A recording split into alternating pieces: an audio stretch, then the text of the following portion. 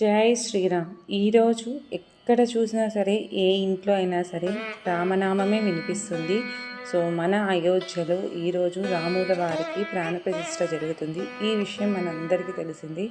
So దాని వంతుగా మనమందరం ఇక్కడ ఎవరెవరి ఇంట్లో వాళ్ళు చక్కగా రాముల వారి అక్షంతలు పెట్టుకొని పూజ చేసి రామనామాన్ని జపించాలి.